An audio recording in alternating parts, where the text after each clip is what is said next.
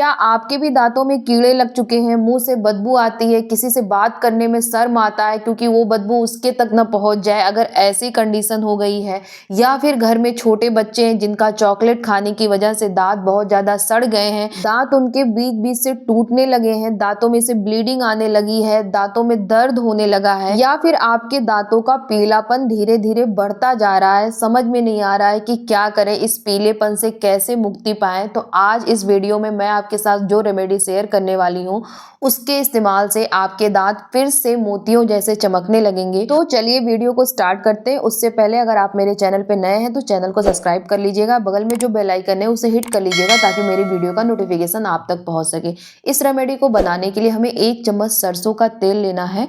इसमें omega 3 fatty acid पाया जाता है, विटामिन ई और एंटीबैक्टीरियल कंपाउंड पाया जाता है। ये सब मिलके जो हमारे गम होते हैं ना दांतों के, उसको दूर करते हैं, उनसे ये लड़ता है सरसों का तेल। अगर हमारे मसूड़ों में स्वेलिंग हो गई है तो उसे भी ये कम करता है। इसके बाद हमें 1 चुटकी हल्दी लेना है। हल्दी में एंटीबैक्टीरियल और एंटी इन्फ्लेमेटरी प्रॉपर्टी पाई जाती है, जिसके कारण अगर आपके मसूड़ों में सूजन हो गया है तो ये हल्दी जाके उस सूजन को कम करता है। मसूड़ों से अगर खून निकल रहा है तो ये उस खून को भी रोकता है। अगर रेडनेस हो गई है मसूड़ों में तो ये उसे भी कम करता है। साथ साथ आपके जो पीले दांत होते हैं उनको ये धीरे धीरे करके साफ करता है, फिर से ये सफ़ेद बनाता है। कभी कभी आप देखते हैं कि हमें चोट लग जाती है, तो चोट लगने के बाद घर में हमारी मम्मी क्या करती हैं, दूध में 1 चम्मच हल्दी डाल के गर्म दूध में वो पिलाती हैं। इसका मतलब हल्दी कहीं ना कहीं पेन रिलीफ का भी काम करता है। ये हमारे शरीर से जो दर्द होता है उसे खींच लेता है।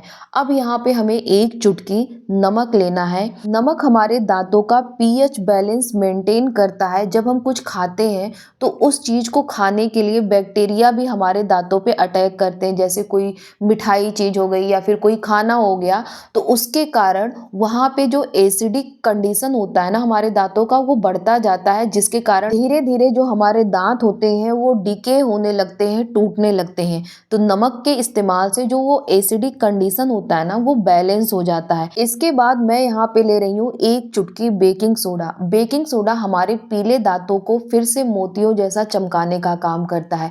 जैसे ही बेकिंग सोडा हमारे पीले दांतों पे लगता है, वो जो दांतों का पीलापन है ना वो धीरे धीरे हमारे दांतों से निकलने लगता है। जो पीलापन बिल्कुल दांतों में से चिपक गया है, निकल ही नहीं रहा है, तो बेकिंग सोडा उसको क्या कर देता है, सॉफ्ट कर देता है, जिसके कारण हम धीरे धीरे अगर अपने ब्रश को अपने दांतों पे ऐसे घिसेंगे तो वो पीलापन धीरे धीरे निकल जाएगा। तो बहुत ज़्यादा नहीं लेना है, हमें सिर्फ 1 चुटकी ही लेना है। इसके बाद मैंने यहाँ पे लिया है 1 फिटकरी का टुकड़ा। इस फिटकरी के टुकड़े को पाउडर के फॉर्म में बदलना है।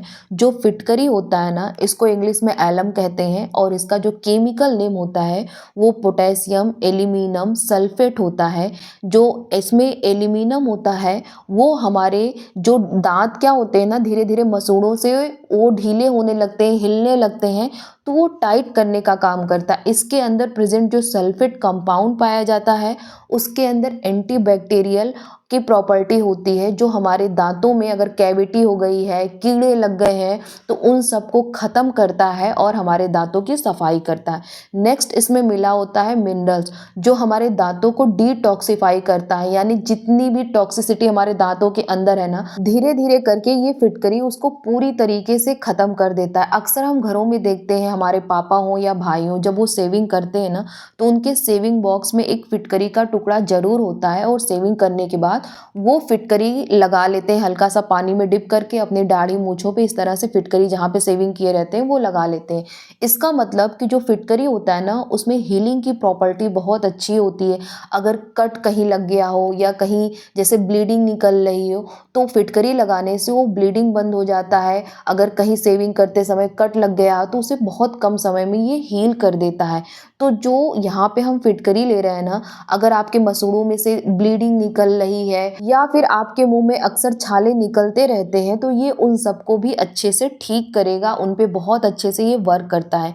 यहाँ पे मैंने एक छोटा सा जो फिटकरी का टुकड़ा लिया था, उसको कूट लिया था, बारीक पाउडर में बना लिया था, लेकिन ये उतना बारीक पाउडर नहीं बन पाता है, इसलिए इसको छानना पड़ता है। छानने से क्या होगा, हमें बिल्कुल बारीक पाउडर मिलेगा और हम अपने दांतों पे दानेदार चीज़ों को घिस नहीं सकते। जितना आप दानेदार चीज़ें अपने दांतों पे घिसेंगी ना, उतना ही आपके जो दांतों की थिकनेस होती है ना, वो धीरे धीरे कम होती जाती है।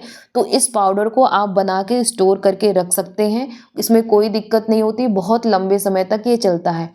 फिर एक चुटकी यहाँ पे मैंने फिटकरी भी जो उसका पाउडर बनाया था उसको ऐड कर दिया है और इन सबको मिक्स कर लेना है। अगर आपके पास ये सारी चीज़ें मौजूद होती हैं तो इसको बनाने में बहुत ज़्यादा टाइम नहीं लगता, मुश्किल से 1 मिनट टाइम लगता है। बस थोड़ा थोड़ा करके इन सारी चीज़ों को 1 चम्मच सरसों के तेल में ऐड कर देना होता है और 2 से 3 मिनट तक हमें अच्छे से मिक्स करना होता है कि सारी जो चीज़ें हैं वो एक्टिवेट हो जाएं और तेल में अच्छे से मिक्स हो जाएं। अब यहाँ पे जो पेस्ट बन के तैयार हुआ है ना, ये एक ऐसा पेस्ट है जो आपके दांतों के अनेकों समस्याओं को दूर करेगा। सबसे पहले तो ये आपके दांतों का जो पीलापन है उसे पूरी तरीके से ख़त्म करेगा।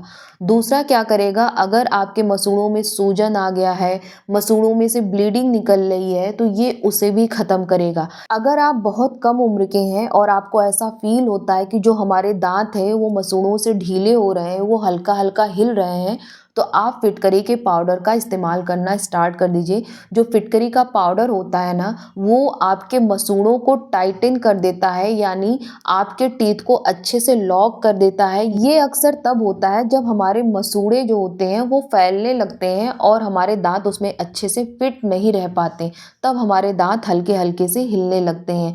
अगर फिटकरी यूज करेंगे तो जो फिटकरी है ना, वो मसूड़ों का जो टिश्यू है उसको वो श्रिंक कर देता है, उसको वो सिकोड़ देता है, जिसके कारण हमारे मसूड़े हमारे दांतों में अच्छे से चिपक जाते हैं और जो हिल रहे थे धीरे धीरे करके उनका हिलना पूरी तरीके से रुक जाता है। ये पेस्ट आपके दांतों का प्लेक और टार्टर इन दोनों को पूरी तरीके से खत्म करके रख देता है। आप देखते हैं कि अक्सर हमारे दांतों पे कुछ कुछ जमने लगता है, वो पीला तो नहीं होता है लेकिन अजीब सा वो जमने लगता है और देखने में बहुत गंदा लगता है। इस पेस्ट का अगर आप इस्तेमाल करेंगे तो धीरे धीरे जो वो प्लेक और टार्टर होगा ना, वो भी पूरी तरीके से रिड्यूस हो जाएगा। इस पेस्ट को हमें सुबह और शाम दोनों टाइम करना है। अगर किसी वजह से सुबह आप नहीं कर पा रहे हैं तो शाम को जरूरी है करना, और शाम को जब खाना खाने के बाद आप सोने जाएं तब इसे करना है, क्योंकि खाने के बाद खाने का कुछ टुकड़ा हमारे दांतों में फंसा रहता है, तो वो हमारे दांतों को धीरे धीरे करके डिके करता है, दांतों पे पीलापन लाता है।